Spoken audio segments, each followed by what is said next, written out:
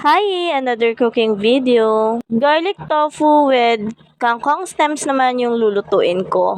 Ang gagamitin kong mantika is yung pinagprituhan ko na rin itong tofu. At kaya siya garlic tofu dahil bago ko siya iprito, ikinote ko muna siya sa breadings, which is yung Tasty Boy garlic flavor yung gamit ko. At yun pa nga lang ay napakasarap na. Isawsaw lang siya sa suka. Talaga namang ulam na. At mas pasasarapin pa itong tofu dahil igigisa ko siya with kangkong stems. So, sibuyas, bawang, yan lang yung igigisa ko. Tapos, ilalagay ko na dyan yung kangkong stems. Then, yung garlic tofu. So, ito nga yung natirang stems ng kangkong. Dahil nagluto ako ng crispy kangkong at dahon lang yung ginamit ko doon. Nagluto din ako ng stir-fry enoki mushroom with kangkong stems and pork giniling. At dahil masyadong marami yung stems, ito naman yung niluto ko. Panalo din to guys. Ang sarap. Lalo na sa mga mahihilig sa mga tofu,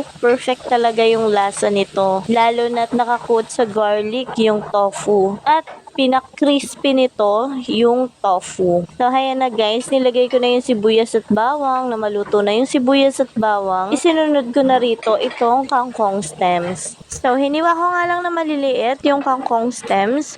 Parang 1 inch lang yung pagkahiwa ko dun sa tangkay nitong kangkong. At pagkatapos nga, nilagay ko na rin dyan itong garlic tofu. Nang mahalo ko na ito, nilagyan ko ito ng oyster sauce. Konti lang. Naglagay din ako dito ng konting suka. Ang dating is parang adobo na yung luto. Pero instead na toyo yung ilagay ko, oyster sauce yung ginamit ko. Para mas malinamnam. At saucy yung dating. Hindi siya sabaw na parang adobo. Saucy lang, ganun. Tapos haluin ko lang to ng mabuti.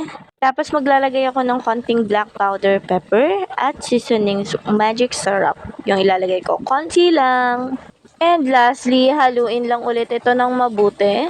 And then, luto na itong aking stir-fry garlic tofu with kangkong stems. Ayan na, kukuha na ako ng serving plate para maisalin ko na at maihain ko na. Ito na yun guys, ito na yung last stems ng kangkong. Walang nasayang dahil ubos na ubos din ito. Ito yung crispy kangkong leaves. Yan, with the sausawan na suka. Ang sarap, para talaga siyang chicharon. Then, ito yung ngayon, garlic tofu with kangkong stems. At yung kalahati nga ng kangkong stems ay niluto ko namang stir-fry enoki mushroom with kangkong stems and pork giniling. So, yun lang guys. See you sa next video. Thank you for watching. Bye!